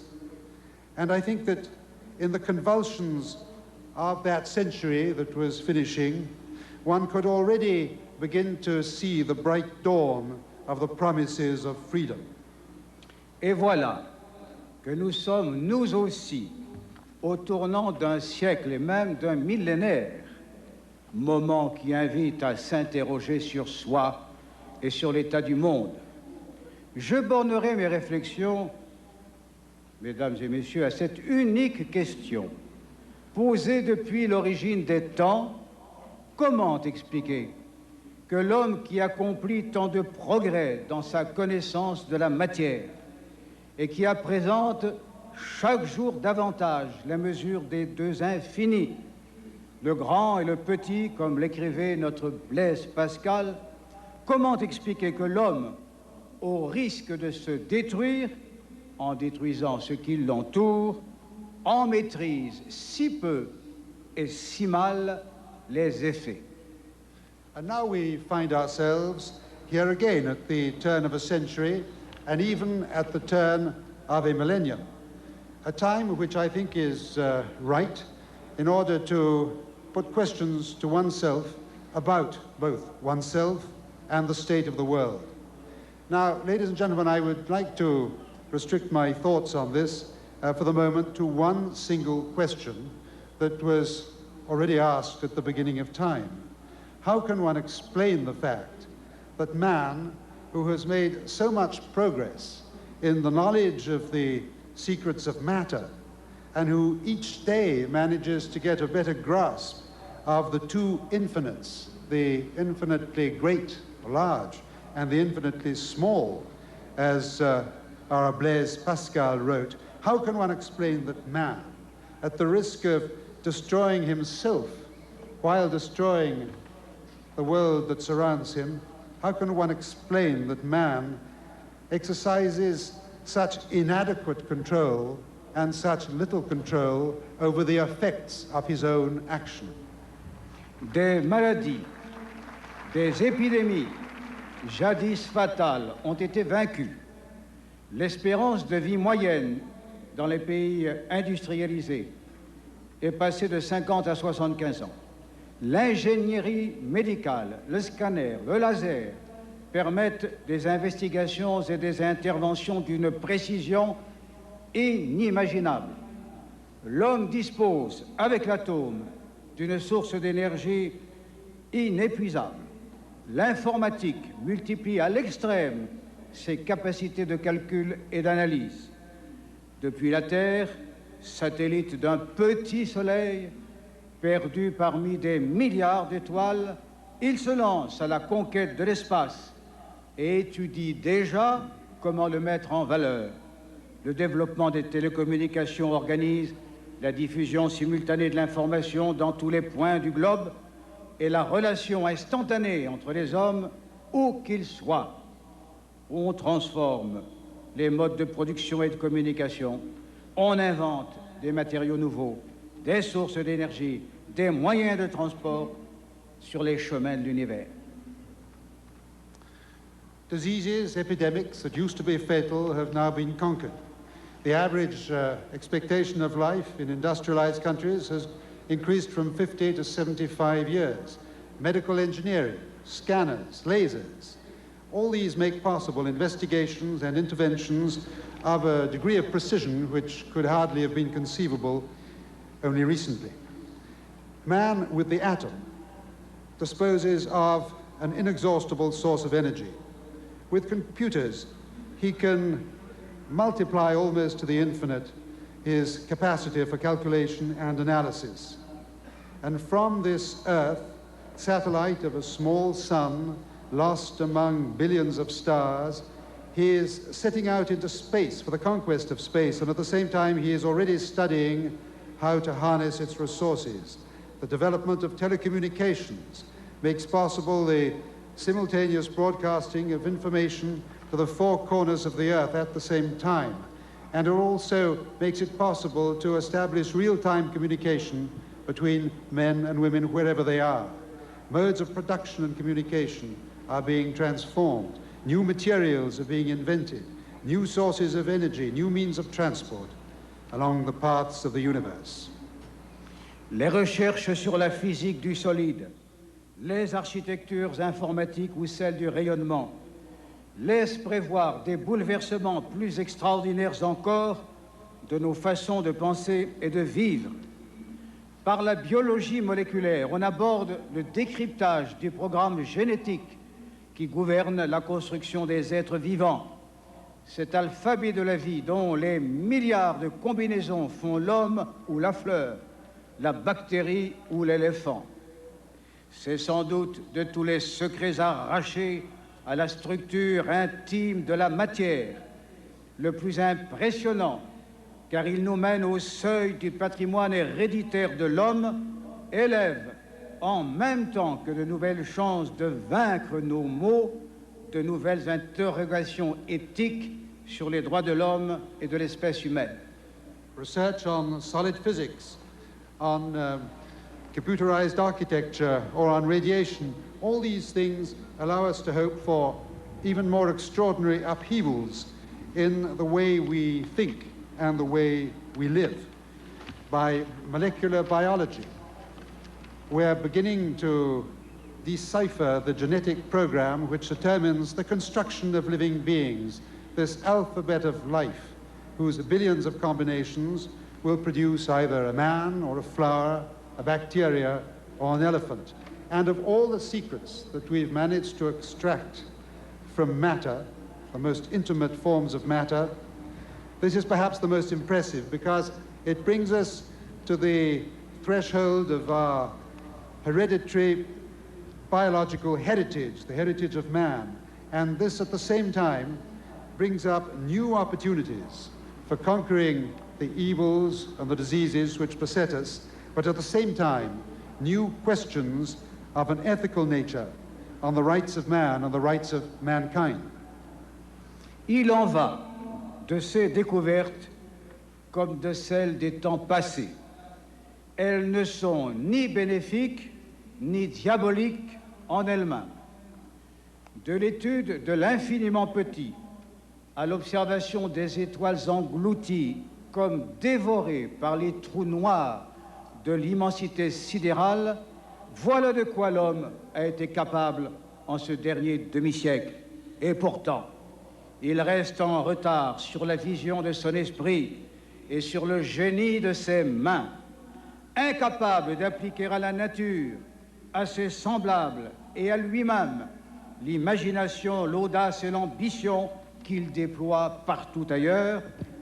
D'un côté, cet étonnant pouvoir de comprendre l'univers, ses moyens scientifiques et techniques inégalés, cette mise en évidence croissante des interdépendances de fait, de l'autre, la persistance et parfois l'aggravation des injustices et des inégalités, la folie des fanatismes et des terrorismes, la destruction de la nature et toujours et partout la dérisoire et mortelle volonté de puissance. Now these discoveries are like any other discoveries in the past. In themselves, they're neither good nor diabolical. And indeed, from the study of the infinitely small to the observation of stars engulfed, devoured, as it were, by the black holes of the immensity of sidereal space. Now that is what man has been capable of studying and doing in the last 50 years. And yet, despite all this, all these achievements, he is lagging behind as compared to the vision of his mind and the genius of his hands. He is as yet apparently incapable of applying to nature, to his fellow beings, and indeed to himself, the imagination and the audacity and the ambition that he demonstrates in all other fields. On the one hand, we have this fantastic power of understanding the universe, these modern technical and unequaled scientific achievements and capabilities, this increasing demonstration of the interdependence between all things. But on the other hand, we have the persistence and sometimes indeed the worsening of injustice, of inequality, of the insanity of fanaticism and terrorisms, the destruction of nature, and always and everywhere, the ridiculous, puny, and fatal will for power. L'espèce humaine est la seule à avoir évolué au point de n'être plus le jouet de la sélection naturelle. Mais les développements économiques, technologiques mal dominés altèrent les équilibres qui ont permis cette évolution. Et nous nous en accommodons. Certes, l'horreur d'un tremblement de terre, les ravages d'une inondation, le désespoir de populations prises en otage par des amis rivales, l'infamie des camps de concentration, éveillent pour un temps, pour une cause et en un lieu donné de formidables élans de solidarité. Et puis, comme je le disais à l'instant, on s'accommode. On s'accommode de la misère où s'épuisent les 2/3 de l'humanité. On s'accommode du fossé grandissant qui sépare riches et pauvres, individus, groupes sociaux, nations ou continents. On s'accommode de la dégradation des équilibres naturels, de l'exploitation de l'homme par l'homme, de la violence comme moyen et comme fin. The human species is the only one that has evolved to the extent that it is no longer determined by natural selection, but the technological developments that have not been sufficiently controlled now begin to upset the very equilibria that has made such evolution possible. And we tend to live with this. It's true that when there is the horror of an earthquake, the ravages caused by serious flooding, or the despair of whole populations taken hostage by rival armies, the shame of concentration camps, it is true that for a time and for a cause and for a given place, there are tremendous bursts of solidarity. And then, as I was saying a moment ago, one gets used to the idea. One learns to live with all this. One learns to live with the idea of the extreme poverty, the misery that is exhausting 2/3 of mankind. One gets used to the idea of the increasing gap between rich and poor, be they individuals, social groups, nations, or continents.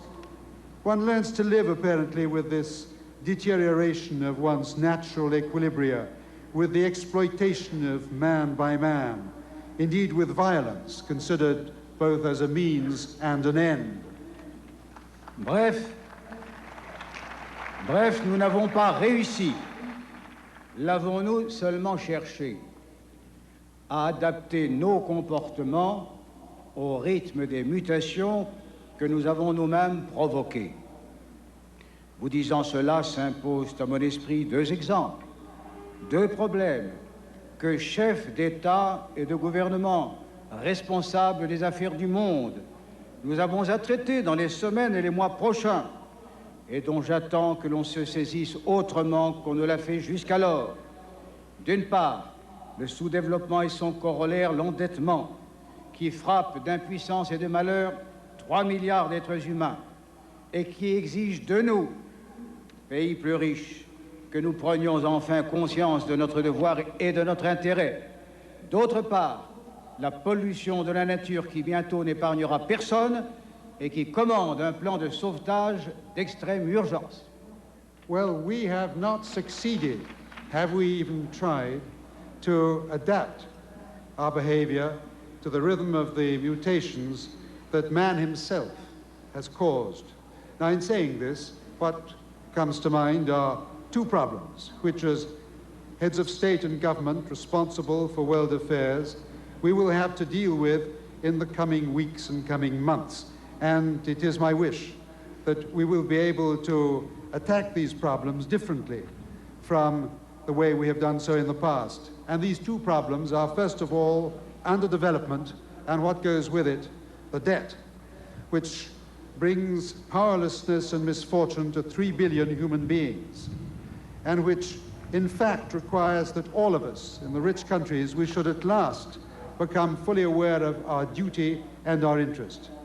And then secondly, there is the pollution of the environment, from which soon no one will be able to escape, and which requires, and as a matter of extreme urgency, an emergency plan to save the environment.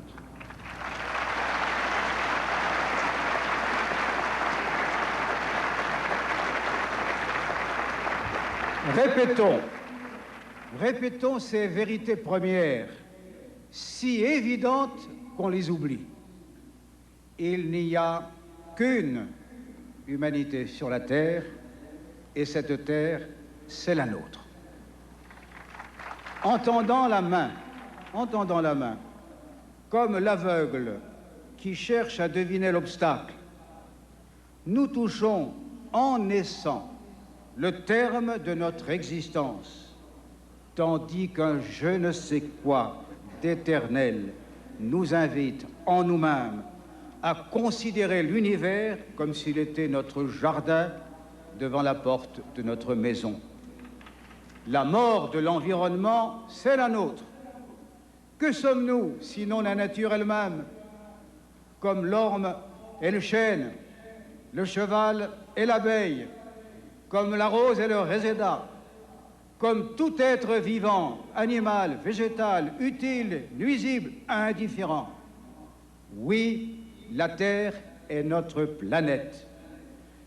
Soyons plus forts que notre nouvelle puissance de destruction. C'est ce que la France a voulu faire à La Haye, aux Pays-Bas, quand avec 23 autres pays, nous avons demandé au mois de mars dernier qu'une autorité mondiale prit en charge le sort commun. C'est à quoi, comme beaucoup d'autres, je vous invite. Now, ladies and gentlemen, there are some obvious truths that I think we should repeat. They are so obvious that one tends to forget them. And that is that there is only one human race on Earth, and this Earth is our Earth.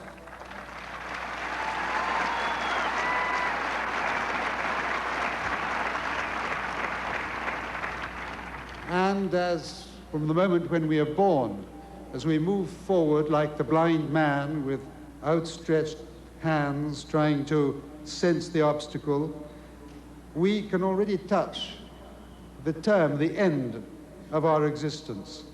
But at the same time, there is within us something of the eternal, which causes us to consider the universe as if it were our garden, in fact, just in front of the door of our house. The death of the environment is our death. What are we if not nature itself? Like the elm and the oak, the horse, the bee, the rose, the thorn bush, like any living being, animal, plant, useful, harmful, indifferent. Yes, indeed, the earth is our planet. So let us save it. Let us prove ourselves stronger than our new power of destruction. And that is what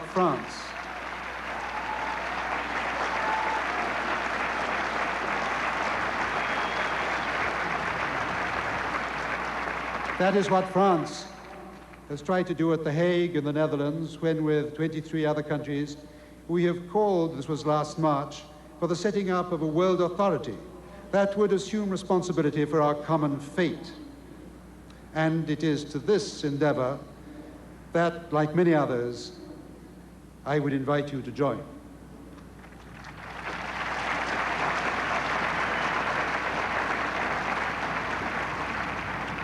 Dans l'enthousiasme des découvertes scientifiques, beaucoup ont cru que les siècles suivants récolteraient les beaux fruits du progrès. Mais on sait aujourd'hui que l'homme a dans le même temps accru son pouvoir de vie et de mort. De l'autodestruction au sursaut salvateur, l'éventail des possibilités reste ouvert. La liberté et la responsabilité de l'homme s'y inscrivent. In the enthusiasm of scientific and technical discoveries, many people thought that future centuries would reap the wonderful fruits of progress. But we now know that man has at the same time increased his power of life and death, from self-destruction to the leap to salvation. The range of possibilities open to us is wide open. For man, liberty and responsibility must go together. On a parlé de désenchantement du monde. Mais si s'offrait au contraire à l'humanité une nouvelle grande aventure, et si le XXIe siècle, instruit de nos impasses comme de nos succès, offrait enfin l'occasion d'une morale et pourquoi pas d'une politique à hauteur d'homme. L'humanité possède les moyens de sa prospérité et le ressort de sa survie. Sa longue histoire lui montre qu'il n'est pas de maladie invincible, pas de misère inéluctable, pas de dictature qui ne finisse par céder, pas de paix inaccessible. Le prouve ce qui se passe presque à l'heure où je parle, pour le désarmement, par exemple, entre les blocs hostiles, et je salue les hommes d'État qui l'ont voulu, Ronald Reagan, George Bush, Mikhail Gorbatchev. Ce qui se passe chez nous, en Europe, où 12 pays, en s'unissant, lancent un défi à leur histoire. Ce qui se passe enfin partout où la liberté refuse d'être plus longtemps étouffée. People have talked about the disenchantment of the world. And what if, on the contrary, for clear-sighted humanity, we were not on the threshold of a great new adventure? And what if the 21st century, enlightened by our dead ends and our successes in the past, what if it, in fact, at last gave us the opportunity of establishing moral and why not political values to the measure of man himself? Mankind has the means to ensure its prosperity. It has the energy to ensure its survival. And its long history demonstrates that there is no disease that cannot be conquered, no misery that is unavoidable, no dictatorship that does not ultimately give in, no peace that is inaccessible. And this indeed is proven by what is happening almost at this very time in the field of, for example, disarmament between hostile blocs. And I wish to pay tribute to the statesmen who have wanted this to happen: Ronald Reagan, George Bush, Mikhail Gorbachev. And there is also what is happening among our European countries, where 12 countries have united themselves in order to challenge, one might say, their own history. And there is also proof of this in what is happening everywhere in the world, at every moment, every time that liberty refuses to be continually and constantly stifled. And all this, I think, demonstrates what I've just said. Dans cette université de Boston, je dis aux jeunes qui par milliers se forment aux disciplines de l'esprit pour acquérir bien davantage qu'un avenir professionnel, cela dépend aussi de vous. Il le savait bien, Thomas Paine, cet Anglais en colère qui se fit américain aux côtés des insurgés et vint ensuite prêter main forte à notre révolution, qu'il n'y a pas de fatalité pour ceux qui décident de prendre leur destin en main. Dans sa célèbre brochure en faveur de l'indépendance des États-Unis, il appelait cela tout simplement le common sense. Here in Boston University, I would say to the young men and women who in their thousands are training in the disciplines of the mind in order to acquire far more than their own professional future. All this depends on you. And this is something that Thomas Paine knew well. This Englishman, this Anglo-Englishman who became American to fight alongside the insurgents and who then came to give us a hand in our revolution. He knew that there is no such thing as fatality for those who decide to take their fate into their own hands. And in his famous writings for the independence of the United States, he called that something very simple, common sense. J'avais 10 ans quand on m'a enseigné à l'école de mon village que science sans conscience n'est que ruine de l'âme. J'en ai plus de 70 et je n'en ai guère appris davantage, sinon de simples choses comme celle-ci. Que la science, elle aussi, nous aide à corriger la science. Qu'on a besoin de liberté, comme on respire, mais que la liberté ne vit que par le droit. Enfin, que l'ordre n'est que désordre sans la justice. C'est William Faulkner qui conclura pour moi. Lorsqu'il écrivait « La sagesse suprême, c'est d'avoir des rêves assez grands pour ne pas les perdre du regard, tandis qu'on les poursuit. »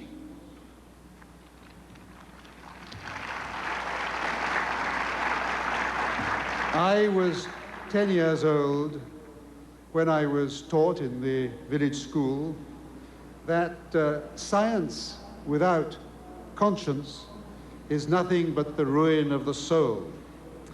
I am now over 70, and quite honestly, I don't think that I have learned very much else, except perhaps a few simple things. That science itself can help us to correct science, that we need freedom, just as we need air to breathe, but that freedom can only live under the rule of law, and that order is nothing but disorder without justice. I will take my conclusion from Faulkner, who said something to the effect that the supreme wisdom is to have dreams that are large enough so as never to lose sight of them while one is chasing them. Mesdames et messieurs, il me reste, en vous disant à plus tard, à féliciter les étudiants qui ont reçu leur diplôme.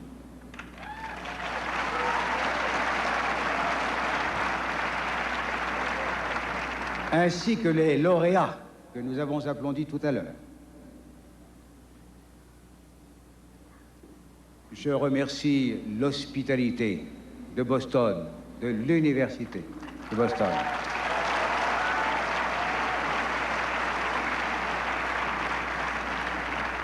De son président, de ses professeurs, de ses élèves aussi.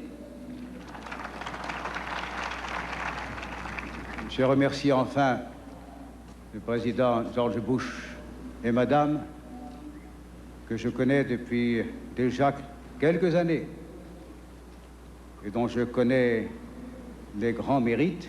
Je les remercie d'avoir été auprès, une fois de plus, de leur ami, la France. Merci.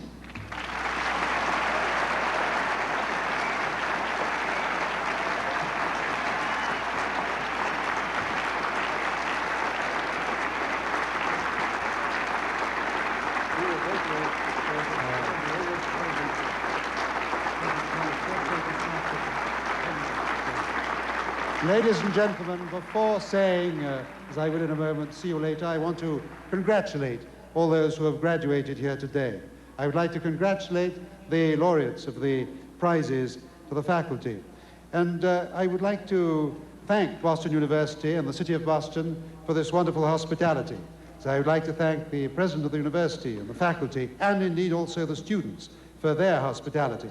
And I would like to thank the President of the United States and Mrs. Bush, whom I've known now for a number of years and whose great worth I'm familiar with. And I would like to thank them once again for having been alongside their friend, France.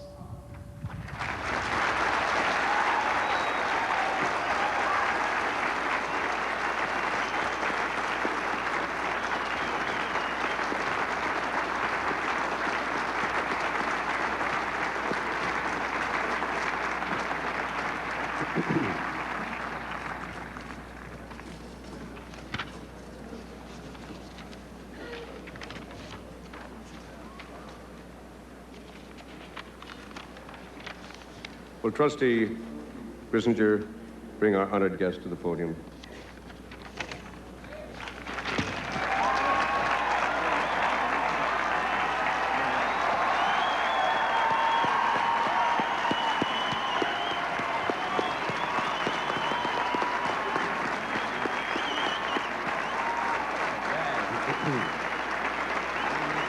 Mr. President. Mr. Grissinger.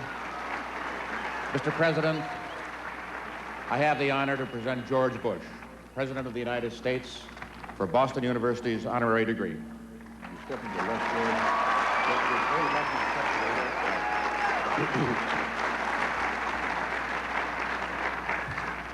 George Bush, your life has been one of choices courageously taken. Instead of a secure classroom at Yale, you chose to join the Navy on your 18th birthday and became its youngest aviator.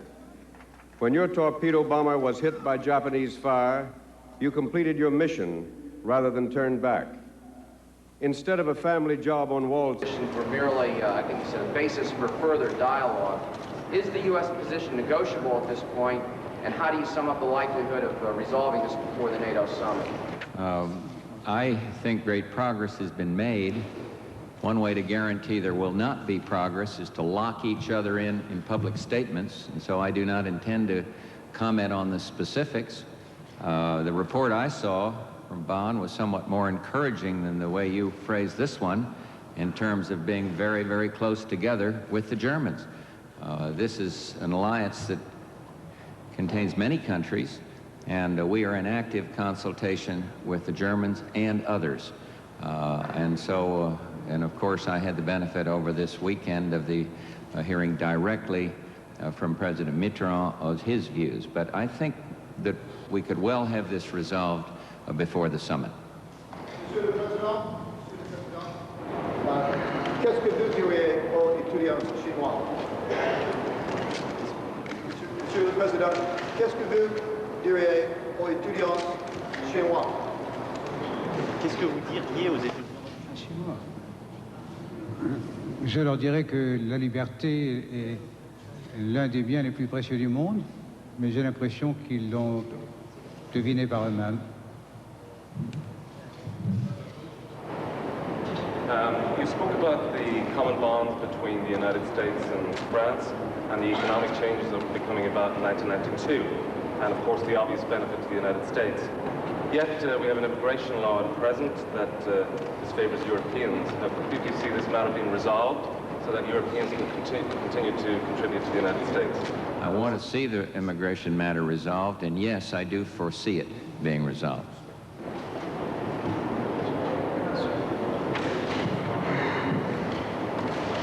Monsieur le Président, est-ce que vous avez le sentiment qu'avec le président Bush, un nouveau style de relations transatlantiques est maintenant possible?